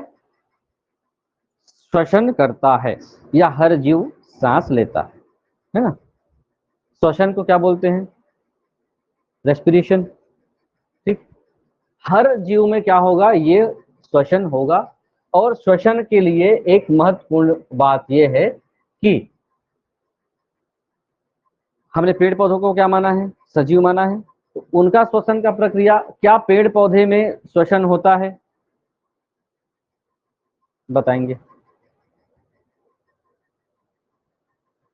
पेड़ पौधे में श्वसन, सोच कर बताना है। हाँ बोल देते हो, फिर नहीं बोलता हूं तो ना बोल देते हो, यही बस हो जाता है, दो ही चीज होता है। चलिए, जितने भी जीव हैं, खास करके जंतु जगत वाले, अभी भी आप लोगों को वर्गीकरण नहीं बताए हो ना अभी, पादप वो जगत का बाद में आएगा कि इस जगत में दो जगत होते थे। शुरुआत होगा अभी जंतु और पादप जगत, वो सजीवों के डेफिनेशन पहले ही होता है ना। क्या है? प्लांटेनिया और एनिमेलिया, ये वर्गीकरण था। इस पर देखते हैं। लगभग जो जीव होते हैं, जब श्वास लेते हैं तो श्वास लेते समय किस गैस को ग्रहण करते हैं? ऑक्सीजन, या कभी कभी नाइट्रोजन को। ये क्या करते हैं? अपने श्वसन में लेते हैं। श्वसन में, श्वसन की प्रक्रिया कहाँ होती है? आप बताएंगे सर, सचिव जी। श्वसन की प्रक्रिया शरीर के किस हिस्से में होती है? और उत्तर नाक नहीं है।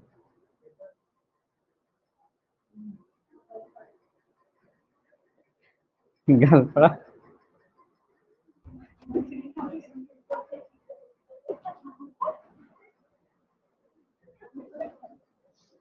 हम इंसानों की बात कर रहे हैं। जल्दी बताओ, श्वसन कहाँ होता है? नहीं पता। श्वास अंदर लेना और छोड़ना कहाँ है? लंग्स की। और उसके बाद हृदय का भी काम होता है। हृदय लेकिन किसका काम करता है? हृदय का काम थोड़ा सा अलग है ना, वो ब्लड को लेकर के काम करता है ना। तो जितने भी सजीव हैं, खास करके जो जीवधारी है ना, पौधों को छोड़ दिया जाए तो जीवधारी श्वसन में ऑक्सीजन गैस को ग्रहण करेंगे और कार्बन डाइऑक्साइड वातावरण में निष्कासित करते हैं। इस कारण से कहा गया है कि श्वसन जो होता है सजीवों के लिए बहुत महत्वपूर्ण प्रक्रिया होती है। प्रजनन, रिप्रोडक्शन, ये भी क्या होता है? एक सजीवों की अनिवार्य प्रक्रिया होती है, क्योंकि यही लिखा गया है, प्रजनन से ही कोई भी सजीव अपने आगे वाले पीढ़ी को क्या करता है? उत्पन्न करता है, पैदा करता है और नया सजीव बनाता है। अगर ऐसा नहीं होता तो क्या हो जाता? हम उस पीढ़ी को आज तक समझ नहीं पाते। हो सकता है कई ऐसे जीव आए जो क्या हो गया हो, अपने समान संतान उत्पन्न करने में सक्षम ना हुआ हो, वातावरणीय प्रभाव के हिसाब से या कुछ अन्य कारणों से। तो हो सकता है कई सारे जीव को हम आज नहीं जानते हैं, हो सकता है कई सालों पहले ये चीज हुई हो।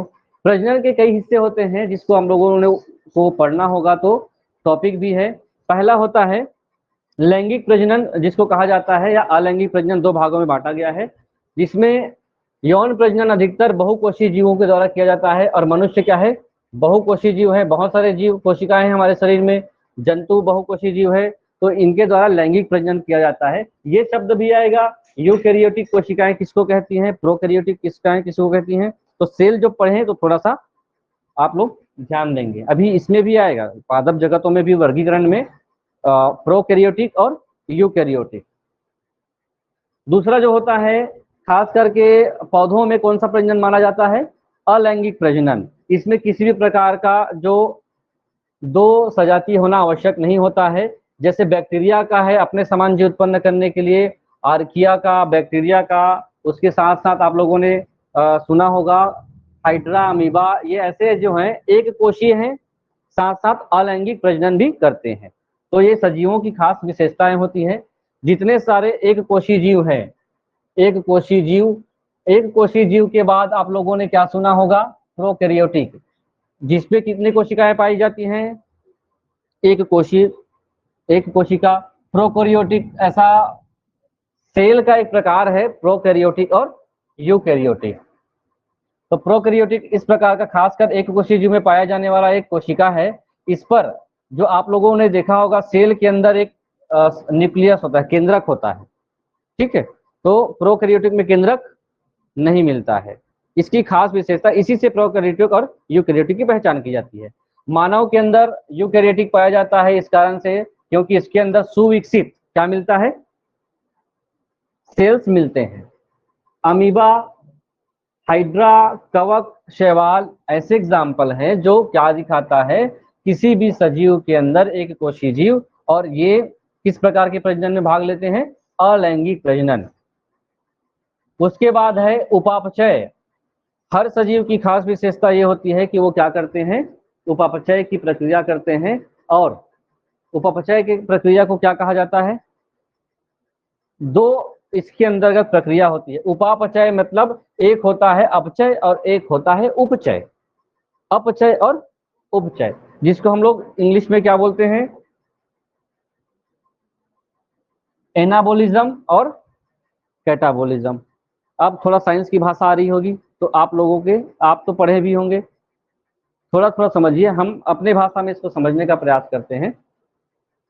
जब हम क्या करते हैं, भोजन करते हैं, मान लो, तो भोजन में हमारे शरीर में बड़े अणु हैं, या शरीर के अंदर बड़े अणु हैं, वो क्या होंगे, छोटे छोटे अणु में टूटते जाएंगे, वो कहलाते हैं एनाबोलिज्म। और कैटाबोलिज्म क्या होता है, छोटे छोटे अणु, जटिल अणु या बड़े अणु बनाते हैं, वो कहलाता है कैटाबोलिज्म। जब एनाबोलिज्म और कैटाबोलिज्म दोनों प्रक्रियाएं किसी सजीव में पाया जाता है तो दोनों मिलाकर के हम लोग क्या नाम देते हैं, उपापचय। और ये जितने भी आपके शरीर में अणु होंगे वो संयुक्त रूप से दोनों मिलाकर, और खास करके हर सजीव को आगे बढ़ने के लिए, जिंदा रहने के लिए, प्रजनन करने के लिए, या फिर एटमॉस्फेयर से अनुकूलित रहने के लिए, ये आपको प्रक्रियाएं किसी भी सजीवों के अंदर होती ही है।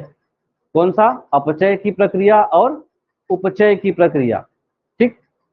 एनाबोलिज्म को क्या कहा जाएगा, उपचय, और ये कहलाएगा अपचय।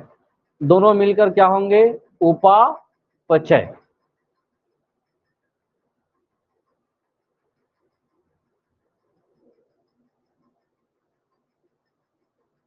अपचय में क्या होगा, अपचय में प्रोटीन हो गया, ग्लाइकोजन, या ग्लूकोज बोल सकते हैं। ग्लूकोज को आप लोगों को पता है, ग्लूकोज का फार्मूला C6H12O6 है ना। ये किसका है, ग्लूकोज का।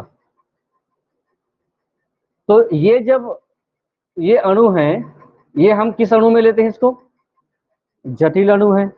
इसको हम लोग अगर शरीर के अंदर जो प्रक्रियाएं होती है, इसको हम लोग सरल सरल अणुओं में तोड़ते हैं तो ये क्या क्या बन सकता है, आपको मालूम है, इसको तोड़िए तो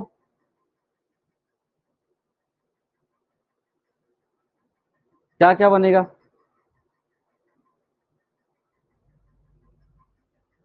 पहले तो ये बनेगा,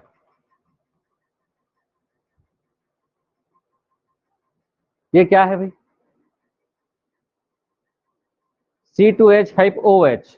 मैं तो आप लोगों से बहुत ज्यादा उम्मीद करके रखा था कि आप लोग को बहुत सारी चीजें पता होंगी, और कुछ बेसिक चीजें ही आप लोग एग्जाम में पढ़ के चले जाए ना तो आप लोग बहुत अच्छे स्कोर से TT और पास कर सकते हो। बेसिक चीज भी हम लोगों को C2H5OH, शायद मैं गलत लिखा हूँ, हो सकता है इसलिए आप लोग का दिमाग क्लिक नहीं कर रहा है।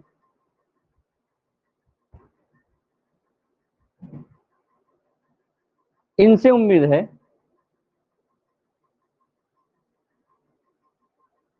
C2H5OH, एथिल एल्कोहल सुने हैं? वही है क्या? हाँ, इसी से तो बनेगा। आप लोगों को पता है ना, ये ग्लूकोज है। ग्लूकोज क्या है? शर्करा ही है। अभी जितने भी पेट्रोल में यही तो मिलाया जा रहा है। अब ये कैसे हो गया? ये जो इसको मान लेते हैं शर्करा या ग्लूकोज, जो गन्ना है ना? ठीक, गन्ना का है, एक ग्लूकोज का एक फार्मूला है, मान लीजिए। गन्ने को हमने किस में तोड़ा?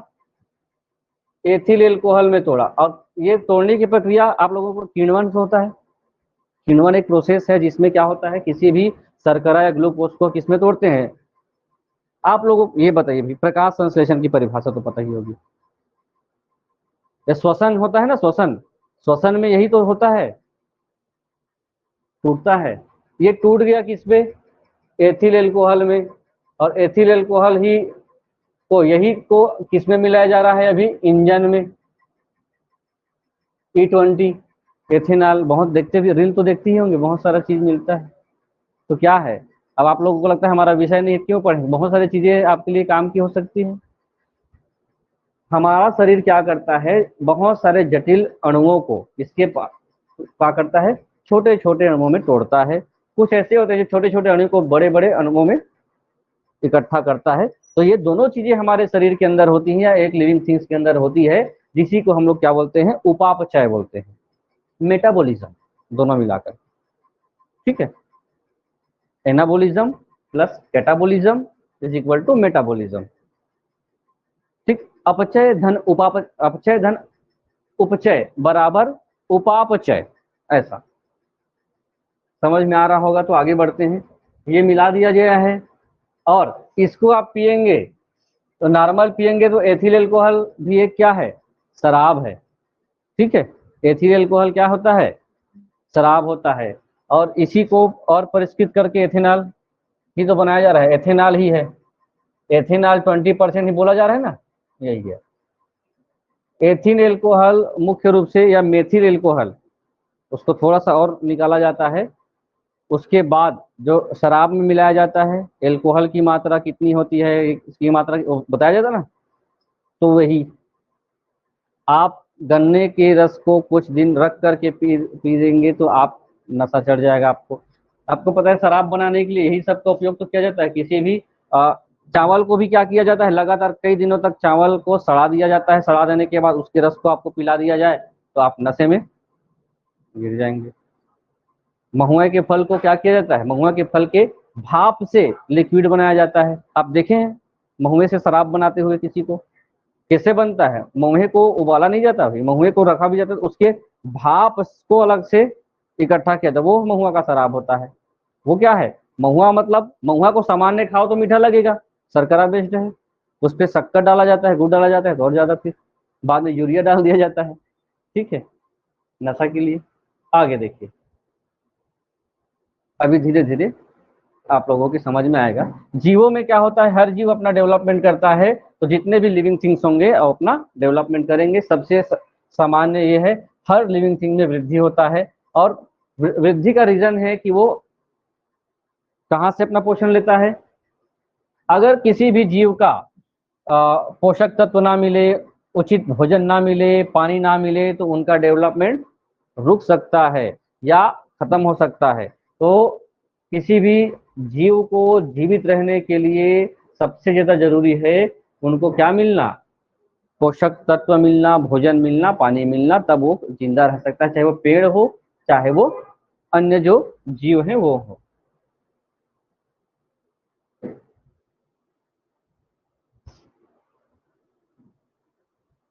ठीक, आगे है, प्रत्येक जीव प्राणी एक जीवन चक्र का पालन करते हैं। जैसे जन्म लिया है तो वो क्या होगा, समाप्त होता है। और हर प्राणी का जीवन चक्र एक दूसरे से बहुत डिफरेंस होता है ना। और इसमें ये इस टॉपिक से बिल्कुल ये ध्यान रखेंगे, हर सजीव का जीवन चक्र अलग अलग होता है। इस पर ये प्रश्न आया था कि कौन से ऐसे जीव हैं, सजीव की बात है तो कौन से ऐसे सजीव हैं जिसका जीवन चक्र सबसे कम होता है, कभी नहीं पूछा है। ऐसा कौन सा जीव लिविंग ऑर्गन है, लिविंग थिंग्स है जो लंबे समय तक जिंदा रहता है, इस दुनिया में कौन सा वो जीव है? कछुआ है, सुने हैं? कितने साल तक, 250 से 300 साल तक वो जीवित रह सकता है। तो उसको लिखेंगे। आपका जो नोट्स रहेगा, यही सब चीजों आप पढ़ इसको रहे हैं, लेकिन आपके मन में ये कभी प्रश्न बैठेगा, ये आएगा कि मैं इसको सर्च कर लेता हूँ कि सबका जीवन चक्र की बात की जा रही है। अभी पोषण के बारे में बात की, तो क्या पोषण कितने प्रकार के होते हैं, क्या मनुष्य किस प्रकार का पोषण, ये आपके अंदर जिज्ञासा होनी चाहिए पढ़ते समय, है ना। और ढूंढो और उसको बगल में नोट करिए, लिखवा दो कितना जीवन काल किसका किसका कितना होता है। ठीक है, मैं देख के लिखवा देता हूँ। कछुए का सबसे ज्यादा होता है। मनुष्य का जीवन काल क्या है?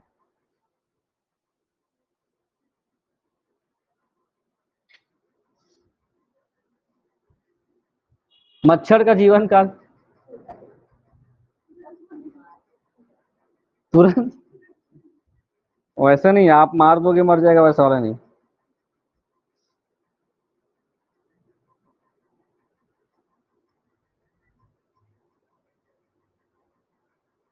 जीवन काल औसतन होता है ना, ये भी ध्यान रखेंगे।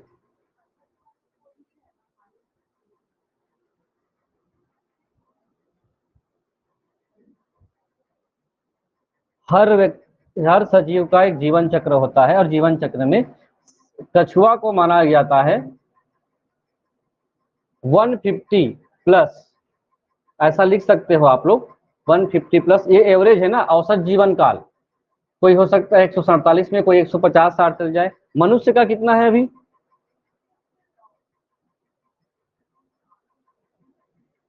अब इससे भी कम हो गया है ना। कोई भी व्यक्ति अब मनुष्य का जीवन काल में ये कम हो गया है। हाथी बताइए,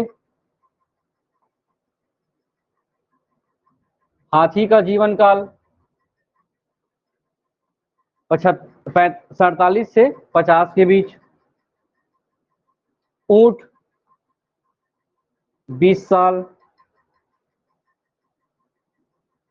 घोड़ा 25 से 27 साल। डॉग जो है 16 साल।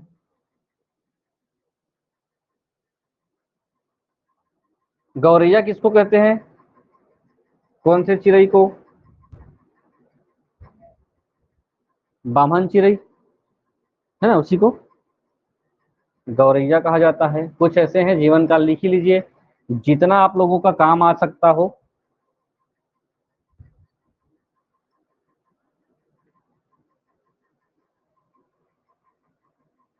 गाय 20,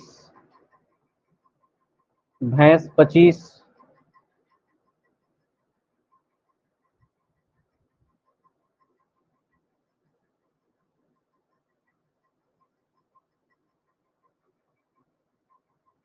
गिद्ध 55।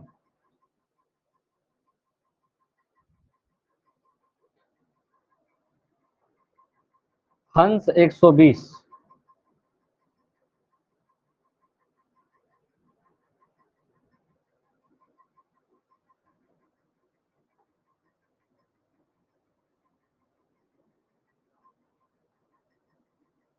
नर मच्छर 7 दिन।